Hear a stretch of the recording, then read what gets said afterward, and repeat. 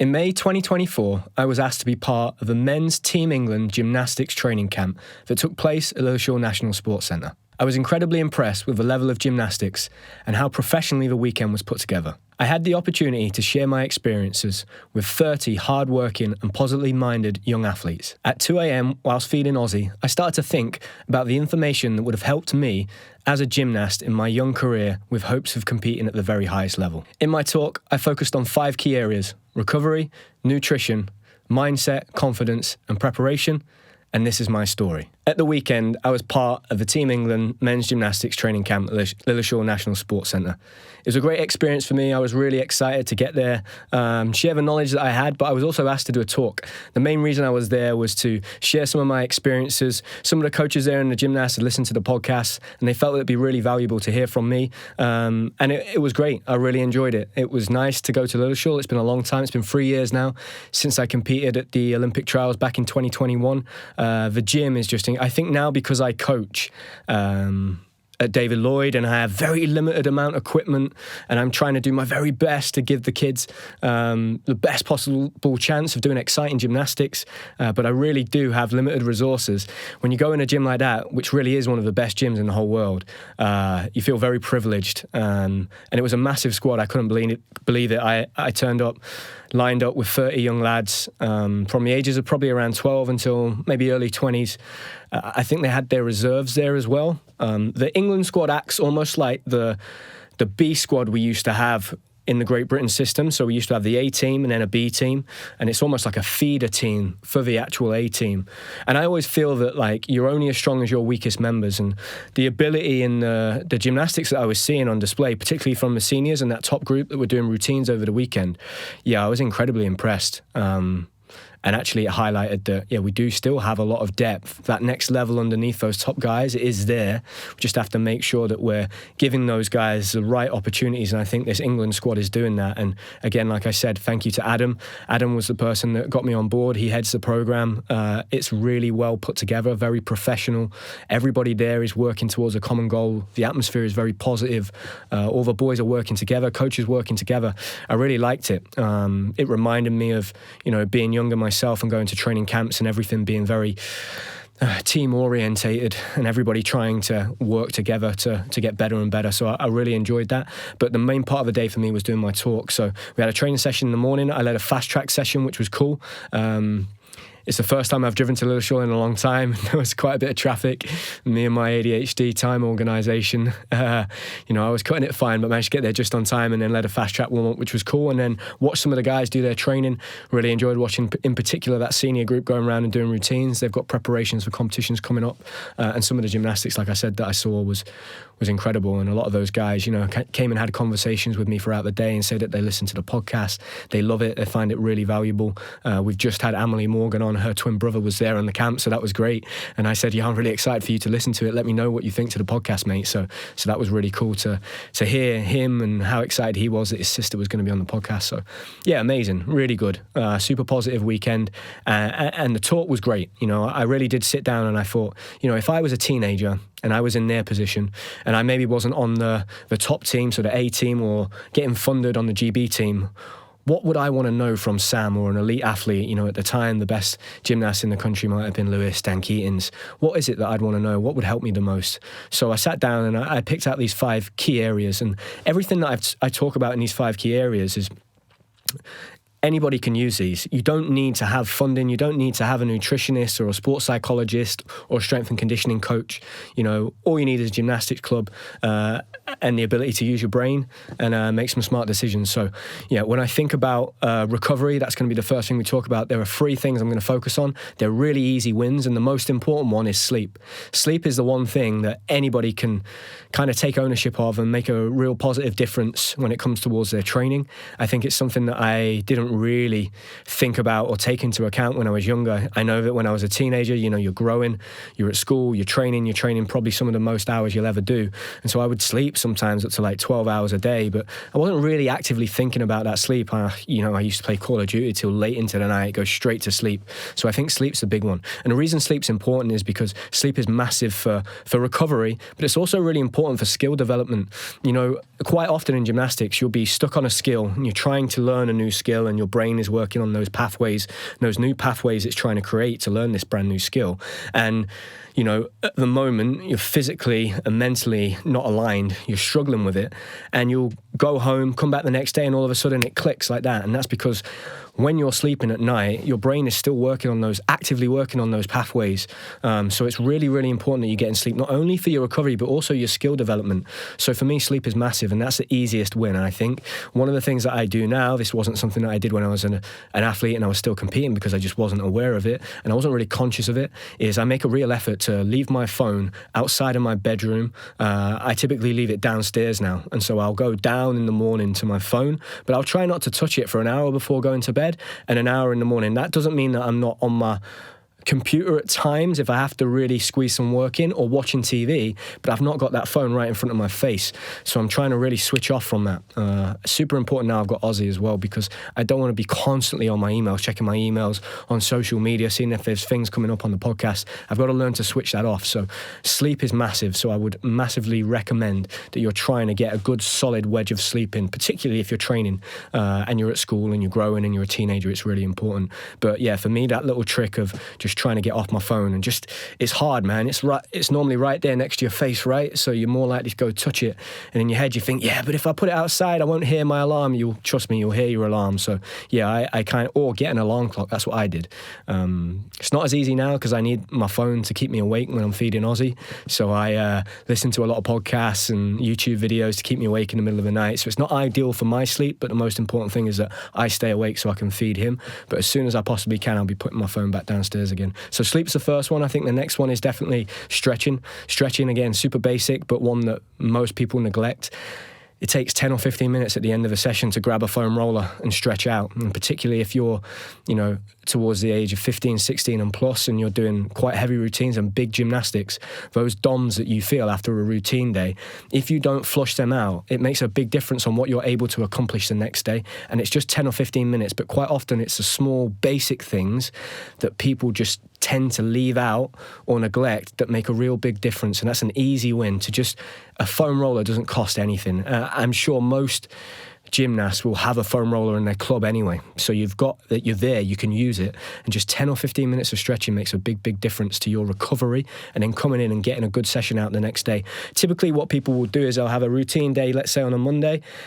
Tuesday they won't be doing routines, then they'll be back to routines Wednesday. So if you can really flush your body out, you don't need a massage, you don't need to be paying for massage, you don't need to be having access to physios. If you've got that, amazing, use it. But just 10 minutes on a foam roller makes a world of difference. So being really strict with yourself, making sure when you finish training, you've not just done 6 hours of high-level gymnastics training where you're doing real hard, high impact on your body, and then you just stop and just leave. Spend 10 or 15 minutes to stretch. That's an easy one. And I think the last one is hot and cold. You don't need a sauna. You don't need an ice bath. You can literally have a hot bath, or you can fill a cold bath with a bag of ice, and it will do the trick. But it does make a big difference. I found that it really flushes out those toxins that are inside your muscles, gets your blood pumping and circulating, and aids that recovery and kickstarts that recovery. So that's a really easy thing to do. Again, it's a bit annoying, like at the end of the day, who really wants to jump in an ice bath? But if it's possible that you can do that at the end of your training session, especially if you've done routines, I'm not saying do it every day, but if you can do that a couple of times a week, I think it does really make a difference, particularly for those guys that are in their later teenage years and early 20s. There's a reason that all of the best athletes use ice baths and saunas. It's because it works, otherwise they wouldn't use it. So yeah, hot and cold is massive, and again, it's a really easy thing that you can implement. You can get a dustbin and fill it with water at the gym, and then empty it every few days. Fill it with a hose pipe, whack a bag of ice in it. Most gyms have got an ice machine, dead easy to do. If you've got bad ankles, get a bucket, fill it with ice, put your legs in it. It will do the trick as well. One thing about ice that's amazing as well, I found out at the end of my career that when you get sore hands in gymnastics, so when you're doing lots of parallel bars work, so this is important for guys that do lots of underbar, and you're getting that stingy feeling on your hands, at the end of the day, if you've got an ice machine, go put your hands in the ice machine and just hold them there for 30 to 40 seconds, and the next day you won't even feel it on your skin. So that's a really cool little trick that works. I only found that in the last couple of years of my career, but yeah, so it can be anything as well. It could be cold water, but the best thing is just put your hands in the ice machine, hold them there for 30 or 40 seconds, bars. You'll come in the next day, you'll be back on P-bars doing all your underbar. So that's recovery. 3 really easy things that you can focus on: sleep, stretching, and hot and cold. Next thing is nutrition. Nutrition, more energy is best. Always more. You never want to turn up to a competition under-fueled and feeling weak. You always want to have more energy than you need. So I would much rather turn up to an event ready to do a rings routine, feeling a little heavy, but having enough energy to perform my routines, than feeling super light, but struggling to do the first skill. And I've made that mistake in my career. I've talked about it before. You know, you go onto YouTube right now, you type in Sam Oldham, British Championships 2019 on high bar. In fact, it's the first video that comes up if you click on my YouTube page. Watch that video. You can see my high bar routine. You know, as soon as I put my hand up and I jump up and Sergey lifts me up, I realize I've made a massive mistake, because at that point I was down to 63 kilos. My natural weight sits at 67. I was probably averaging about 1,600 of calories a day, which is crazy when you're training 6 hours a day and you're a man. Just your average man needs 2,500 calories, right? Let alone an elite level athlete. I get through the routine, I struggle through it, and the dismount, it's the only time in my life, I think, I've landed on my face on a dismount on high bar, and I just didn't have the energy. So making sure that you're eating more is always best. It's not one of those situations where less is more. It's always more energy, you need it. Look, you're an elite athlete, sometimes training 5 or 6 hours every single day. Your body is like an engine, man. You can just throw the fuel at it. So more energy is always best. And the next thing I think that's really important, that I've only learned really, and I knew this, it's obvious, but I really didn't understand it, deeply understand it, was that you need more protein than you think you need. So when I started doing training with Josh in a weights gym, and he started to tell me that, you know, for every kilogram you've got of weight, you need 1.5 grams of protein. I was like, what? I'm like, 70 kilos, that means I'm going to need like 100 grams of protein a day, like minimum. That's a lot. That's quite hard. And what I don't mean is that you now start chugging tons of protein shakes. You want to try and get that from food. So really seeing if you can get protein into almost every meal, you know, whether that's eggs at breakfast or Greek yogurt and then meat, or again the opposite, like eggs at lunch, making sure you're having meat or fish for dinner. You can get it from nuts and seeds, lots of natural fats. It is super, super important. Don't be scared of fats either. Fats are amazing. That's what's going to give you energy. Natural fats that you get from meats, again, fishy oils, nuts and seeds, avocado, all of that stuff. Fat is awesome energy, especially for your brain when you're doing gymnastics. Because the hard thing about gymnastics is that I need to focus just as well in the 6th hour as I do in the 1st hour. And that takes a lot of brain power. And you use a lot of energy using your brain in that way. So making sure you're fueling your brain with lots of fats is super important. And then the last one is going to be injuries. So one thing that a big mistake I made as I became, I'd say into my later teenage years, early 20s for sure, was that when I got injured, that was a point at which I switched off and I would go out drinking, I'd eat sugary foods, and I'd just really like switch off from having a healthy diet and eating a balanced diet and a wide variety of foods.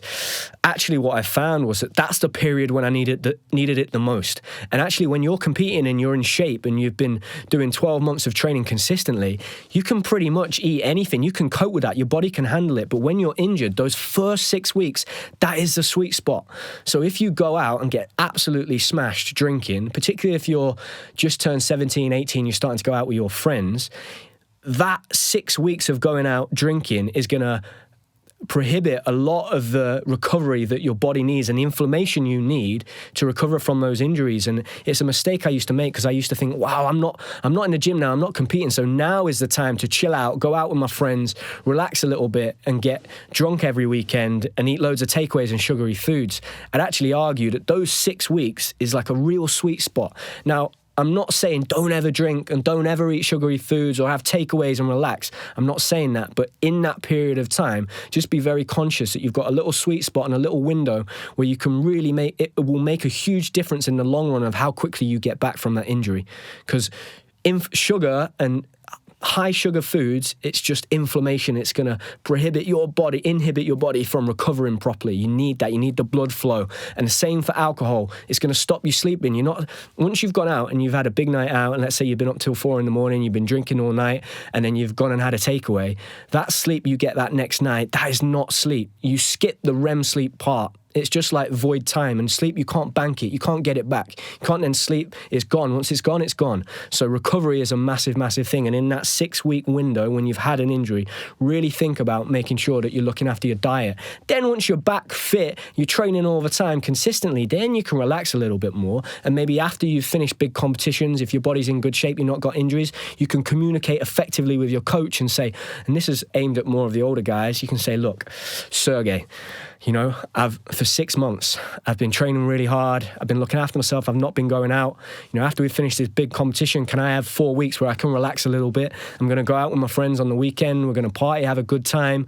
And let's make sure that training at the start of the week, we focus on basics, because I will be tired because I've gone out with my friends, but I need that. That's something that I need, you know. I can't be a robot 24/7. And I think if you have those effective communications with your coach, it makes a big difference once you turn 17, 18. Once you start hiding it, start pretending that you're not going out, you're not drinking or lying, that's when you start to get some issues, because your coach isn't aware of that, and he's gonna set your program as if you're fit and healthy and you've had a great weekend of sleep. So that communication is super important. So really focusing on your diet in those periods of injuries is massive for me. So more energy, more protein, and really focusing in on looking after that healthy diet when you've got injuries. And the other thing is, when you decide that you want to eat some like sugary foods and go out drinking, just have that on top of all the good stuff. Don't stop the good stuff. Don't switch it for the good stuff. You want loads of protein, you still need carbs for energy, right? So you want a good balanced diet, and the fruit and the vegetables is huge because they have the vitamins and the minerals you're going to need to protect your immune system. And when you're competing at the very highest level, your immune system is on the brink of getting ill.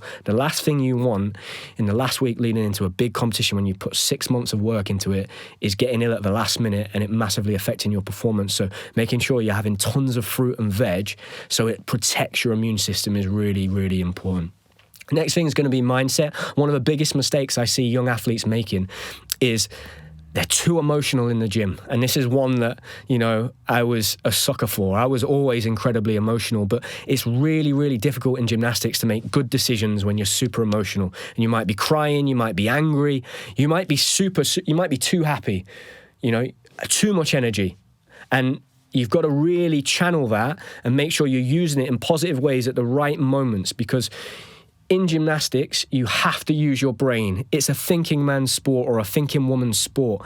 And when you're crying and you're angry or you're super high and energetic, it's very difficult to make good decisions and logical decisions, all right? It's like, imagine you're taking a maths exam at school and you're crying your eyes out. You're just not going to be able to do it. It's the same thing. Doing gymnastics, it's like doing mental maths really fast with your body and working out where you need to be in space and time. So you want to be able to control those emotions and not getting too high, not getting too low, trying to just stay somewhere in the middle. And if you can really start to understand yourself and have that self-awareness of knowing, like, okay, this is a moment where I really need that energy. You know, I need it from my teammates around me and I need to gear myself up. Or this is a moment where I need to calm down, or I need to be level-headed, or I'm really upset and frustrated, I need to breathe, like take a moment. I remember Jeff Shreves, who was my Sky Sports mentor once, he said, Sam, if you've had a bad competition and you get put in a situation where you need to talk to the press very quickly, just go and take 10 minutes. They'll wait for you.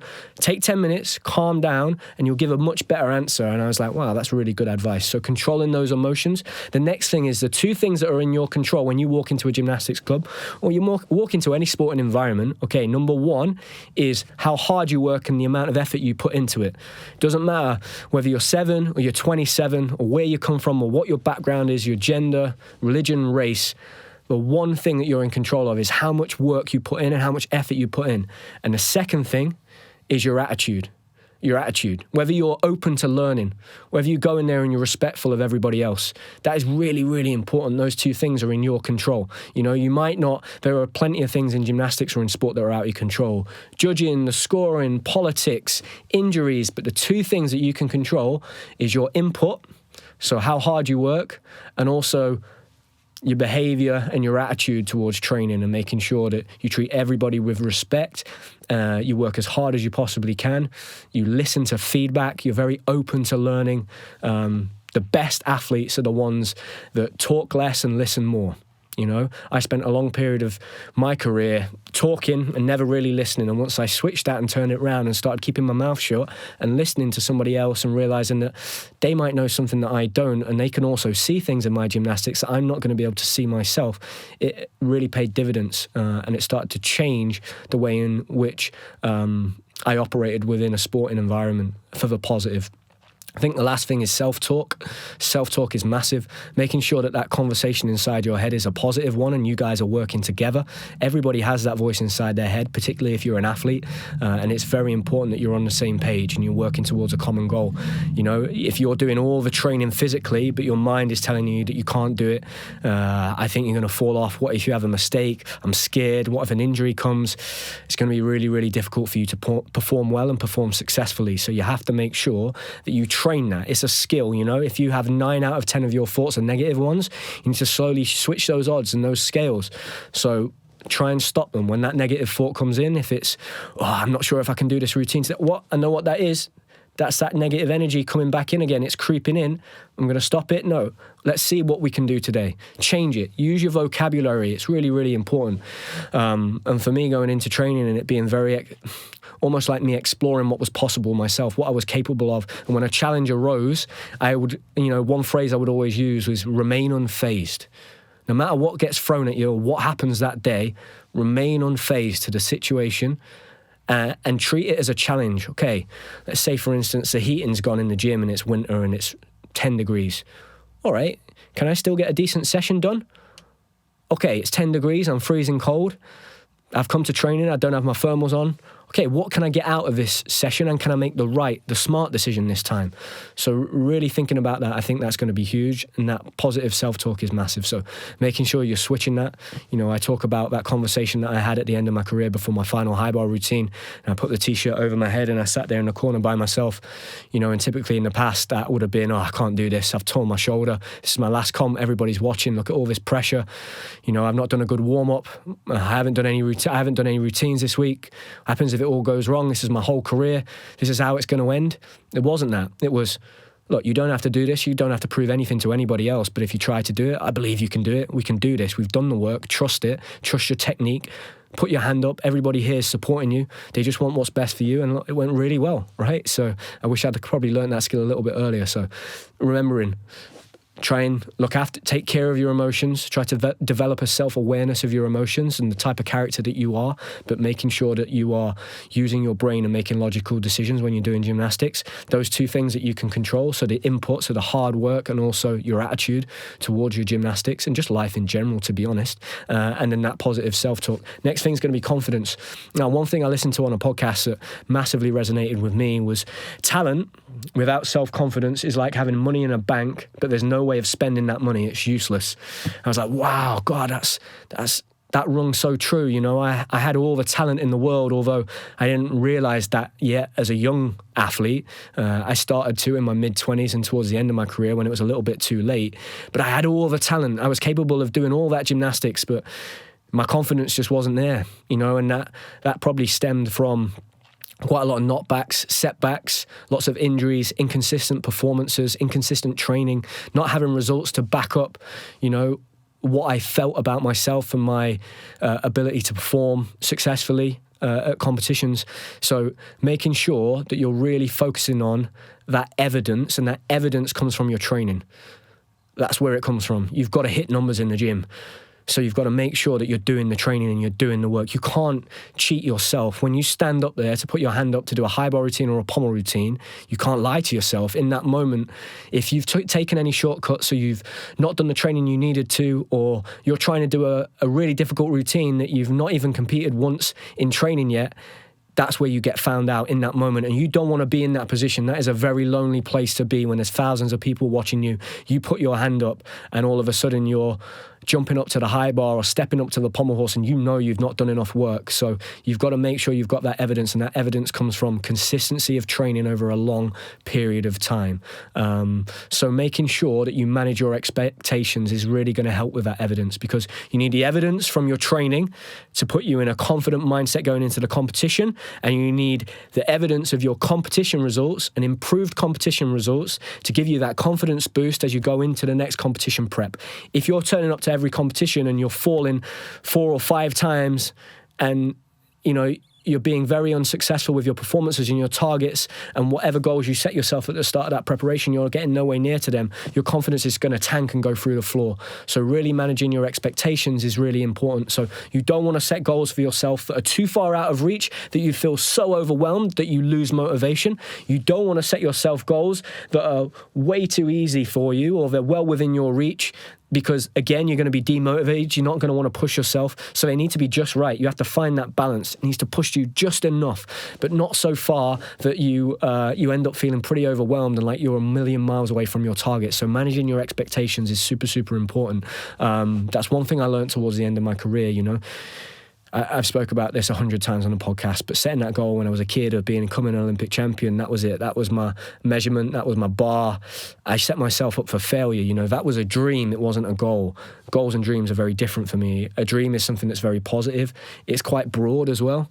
But a goal is very specific, something you can aim at, and it's kind of your next step. Really focus on that. It has to be specific. So, for example, if I was looking to compete, let's say I had to do a competition in 3 weeks' time, and I'd previously competed 4 weeks ago, and in that competition I had a couple of mistakes. My goal might be to try and go through the whole competition without making any big mistakes this time. I'm not focusing on my placing. I'm not focusing on trying to beat anybody else. I'm focusing on trying to do a clean competition, and that's a massive step forward for me. And even if I have just 1 fall instead of 2 falls, again, that's another step forward. And that's a better way to focus it and focus on your goals and your expectations and manage them moving forward. And if you do that over a long enough period of time, you'll get the results you need. For me, if I went out there and competed my routines really, really well, to the best of my ability, and I performed the way I had trained, whether I was 5th or 1st at the end of a competition, it didn't matter as long as I felt I had done that and I'd succeeded in that goal. So yeah, managing expectations. So when you think about confidence, remember, talent without self-confidence, it doesn't work. It's like having money in the bank, but there's no way of spending it. Also works the other way around, right? If you've got all the self-confidence, but you haven't got the talent, it isn't going to work. But you don't need to worry about that if you're a gymnast already, or you're an athlete competing in high-level sport, because you wouldn't be where you are without the talent. So you got that. You got to work on the confidence part of that equation. Then focus on the evidence. You need the evidence. You've got to do the numbers in the gym. That's what backs it up. Make sure that you're tracking all your progress, how many routines you're doing, or at least your coach is doing that. And then those expectation levels, don't set them too high, don't set them too low. They need to be just right. And think about goals being very specific, more to the short term, and dreams, they're long term. That's one day I want to go to the Olympic Games. That's something super positive, not I have to go to the Olympic Games. Already you put a negative connotation on that dream. And then the last thing is going to be preparation. So think of your gymnastics like a pyramid. You've got this bottom section here, and there's 3 parts, right? This is the most important thing. These are the foundations and the building blocks. This is where you do your strength work, your cardio, the endurance, your basics. You work on that endurance, your capacity, all of that work there. It's all done at the bottom. Your spatial awareness, trampoline, fast track, all of that stuff. It's big. You need a big base, a strong base. You've got to work on that base. Then in the middle, you've got your skills. That's your skill acquisition. When you're learning new skills and all the elements you've got in your routines. Remember, if you're competing in men's gymnastics and you're doing 10 skills, that is going to change in the new codex. It's dropping to 8. But as it is right now, if you perform 1 vault, you've got 51 skills to learn. So that bit in the middle, if you've got a weak link in the chain in the foundations, you're going to struggle to get those 51 skills in the middle, okay? And then the top part, the icing on the cake is the routines and the competing. That's the last bit. But you need to get the foundations, the skills, and then the routines in that order. So making sure when you're preparing for a competition, before you start doing your routines, you are fit and strong enough to be able to handle the preparation. I see too many gymnasts getting to the first week of routines and putting their hand up, and they're just not fit enough to get through their routine. So it takes them 4 weeks to get fit. Make sure you're fit before you start your routines. When you put your hand up to do your first routine in your preparation, you should be able to stand there and have a lot of confidence in yourself, knowing that I've got a good chance of going through this routine. And the one thing that's not going to stop me going through this routine is going to be my fitness and my endurance and my capacity, because I've done that work already. And you're strong enough to physically be able to cope with the demands of doing that routine preparation. And the next thing is having high standards with yourself, keeping high standards. And that can be everything. It can be from your demeanor and the attitude that we spoke about. It can be the way you approach your training when you're preparing for a competition. how seriously do you take those routine days when it's a control comp? You know, I was at the England camp this weekend and I had a few conversations with a couple of the lads in that senior group. You know, there are not many opportunities for you to compete in Great Britain. So you might have 4 or 5 competitions in a year. That is not enough. Competing is a skill. You've got to learn how to do it. It's tough. Getting used to that feeling of fear, that fight or flight, and those nerves takes time. So you have to make sure if you ever get an opportunity like those boys did on the weekend, where there were 30 of the best gymnasts in the country, all those different coaches, you've got all those big, massive posters on the wall of the Olympic medalists in this incredible facility. If you got the opportunity to put your hand up when you do a routine, especially to show a coach, put yourself under pressure. That will set you apart from the rest. That's what all the greats do. You know, when you watch them, they're professional. You see all the best guys in the country right now, whether it's Joe Fraser, James Hall, Jake Jarman. I guarantee you, if you sat and watched them for long enough, it'll be those small details, that professionalism that sets them apart from the rest and the next 5 or 6 guys down. So really looking after those standards that you hold yourself to. And that isn't the results. Put that to one side. It's not that part of it, okay? So making sure when you're doing control comps, you're not cutting corners. If you've got an hour general warm-up, do the general warm-up as if you would in the competition, so you're practicing it. If you put your hand up in a control competition and you fall off, you don't get to start again. You can do an extra routine after the control competition, but put yourself under pressure. And so you know, when I put my hand up to show my coach or a judge, even in a training session, if I fall off, I have to carry on like I'm doing in a competition. I see too many gymnasts falling on a skill, then they'll just get up and carry on after that skill. No, in a competition, you need to be able to back yourself and have the confidence that if I fall off on one of my big skills, I'm so confident in my ability that I can go up and do it again. Because if you lose that difficulty from your routine, it's going to make a big difference to the overall score at the end. And actually, if you've done a clean fall, and when I say a clean fall, let's say you've just fell off the apparatus, but you've kept your legs together nice and straight, it only needs to be a 1 mark. Only needs to be a 1 mark. But if you then fall, then take loads of your difficulty out because you're not confident in yourself to be able to put your hand up under pressure and do it again, even now after you fell. You've got to train that. It's a skill you've got to train. So holding yourselves to those high standards when you're doing training makes a real difference and will make a real difference. And then the last thing is consistency. Consistency in performance. And I've spoke about it before. I listened to somebody on a podcast talk about, you know, if me and Sam Lindley go up on the high bar and we do Kovac's and I have to do I do 10 Kovac's, right? But Sam does 20, and 20 is his maximum. And after he's done 20, his hands have ripped, he's exhausted, and when he comes in the next day, he can't even go on the high bar. And he comes in the next day again, and he still can't go on the high bar because he's still got blisters on his hand.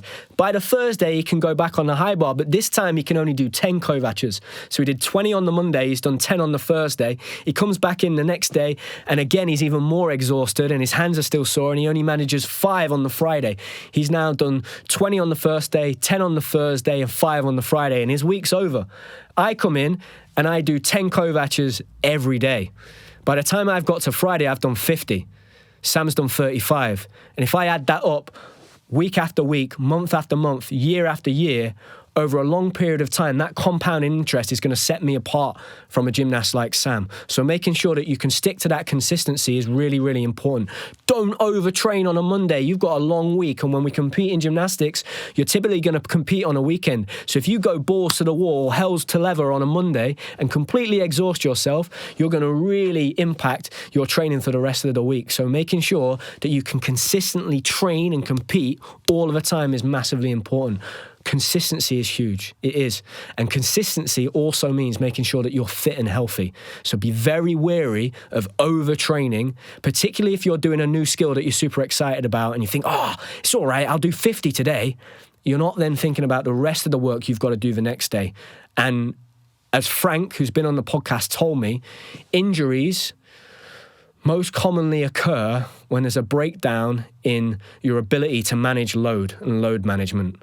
So you've got to be super, super careful and make sure that you're doing just the right amount. And that's why if you're communicating correctly with your coach and your coach understands your body, and if your coach tells you to stop, listen to him, okay? Because he can see something you can't.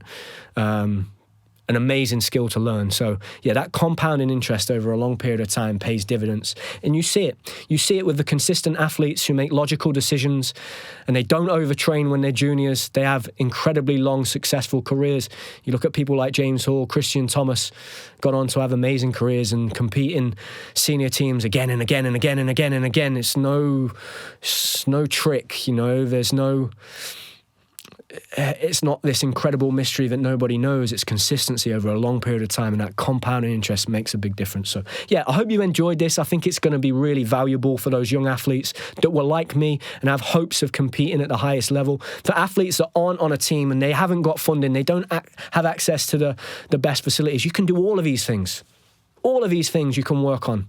And it's just progress. Constantly learn, stumble forwards, pivot, get better and better and better over time. There's no end goal. It's never ending. You're going to use this stuff later in whatever you do after your gymnastics. But yeah, it was amazing to be there at that Team England camp. I'm very grateful that they invited me. I felt very valued there. It was awesome to speak to some of the lads and how much they enjoyed a podcast and asking me, like, what guests have you got on? And I was asking them, who would you like to see? So that was great. Super excited. Certainly gave me a little bit of motivation to continue trying to bring new things to the podcast and constantly try and improve it, make it better and make it a better experience for the people listening and the people watching. Just to finish off today, we're going to look at some of the feedback from the last episode because I had some great feedback. Where's my phone? It's in my pocket. So yeah, just going to go over that quickly for 5 minutes. And the first bit of feedback I had this week, which was really cool because it came after the episode where we looked at the competitions that have just taken place. This was from Matteo. It says, "Hey Sam, I'm referring to your podcast from Monday. It was difficult for me to compete in the team final on Sunday because I had to do 5 routines that day. But I agree with you that it's better for the spectators if the team final is on the weekend. I really like your podcast, especially the gymnastics episodes. Greetings from Switzerland." I mean, first and foremost, I watched him compete at the Europeans, in particular on pommel. He did a beautiful pommel routine. His line is just a classic, beautiful line, a beautiful shape. So he's certainly one to watch out for. If he's competing on 5 apparatus, although we didn't see that because of the broadcasting when I watched the team final, I'm expecting big things from him in the future because the Swiss team are a strong team. So yeah, thank you, mate. It's really great to hear that feedback. You know, I asked that question, if anybody listens to the podcast and competed in that team final, how did they find it? Matteo said that he found it tough. So that might be something that, if that continues in the future, you know, the coaches are going to have to manage and the gymnasts are going to have to prepare to be able to do a long week of routines and almost have the hardest day on the last day. That probably will impact as well who goes up on what apparatus, depending on how tired they are and how the week has gone in the competition. So thank you for that feedback, mate. We really appreciate the fact that you listen to the podcast and you're supporting it, and all the best this year. I'm sure you're going to have a great chance at being there at the Olympic Games for Switzerland. So yeah, all the best, mate. And yeah, it'll be great to see you compete and watch your progress in the future. Yeah, brilliant. What an amazing piece of feedback. Next one is from Tom Casey. He says, "Hi Sam, I think your podcast is really great. An episode I'd really love to listen to is an episode where you dive into the mental strategy you used while training and competing and stuff like how you focus and stay motivated. Anything focused on the mental performance side of sport is something I'd love to hear from. I'm sure I'm not the only one." Brilliant, Tom. We'll definitely look at that and really go deeper into the mindset of things and how to get into what you often hear athletes refer to as tunnel vision and the zone, right? Because that is something that you can train. And there were certain periods of my life where I felt like I could really switch in and out of that. So we'll definitely focus on that. Again, really, really great to hear that feedback, mate. That is perfect. That's exactly what we want to hear. Typically, we record a podcast on a Tuesday, although that's going to be a bit hit and miss over the next couple of weeks because of schoolwork that I'm going to do. But definitely send the feedback in. We do see it. So I do see it. So please send that our way, whether it's on social media or through YouTube. You know, we're getting a lot more views on YouTube now and some more engagement and more comments. I do try and sit down and reply to those comments every week. If I don't have time to do that, I do see them and I do take the feedback on board. So thank you, Tom. That was brilliant. And then the last one is from Jake Barry. He says, "Personally, I really enjoyed the first podcast where you talked about the competition in London. I also find it interesting when you talk about your life story growing up in gymnastics." Yeah, I guess we've not done one where we've really gone back in time a lot and maybe focused on specific events. That might be something I'd do again in the future. I know that what we're doing now is, as we're starting to explore YouTube and that space, we're picking out certain competitions and kind of opening them up to the visual audience that are going to watch on YouTube and talk about those stories and show some of those routines and break them down a little bit. That could be something we look to do on the podcast as well. So look at some of those specific competitions and talk about them and my preparation and some of the mistakes I made, but also what I got right. So yeah, thank you, Jake. Thanks for supporting the podcast, and thank you to everybody that's engaged recently. We've got so many exciting gymnastics episodes coming in the next couple of months, particularly in the lead up to the Olympic Games. Got some cool things that are on the horizon, some great guests. So thank you, everybody. Keep supporting the podcast. Like we said, if you can review it on Spotify, and on Apple, and also if you could subscribe so the podcast goes into your library every Monday, that would be huge. It helps us massively. And also thank you to our sponsors. They do an incredible job of supporting the podcast and helping us to keep this going and keep bringing it to you. You know, without them, we probably would have given up at this point. Not that we'd have given up, but it would have been really hard. Me and Sam are very busy. We put a lot of time and effort into this. Hopefully that translates into the product that you guys get at the end of the screen or your headphones. But yeah, massive thank you to our sponsors that have supported us so far. We really appreciate you. And yeah, I'm going to see you guys in the next episode.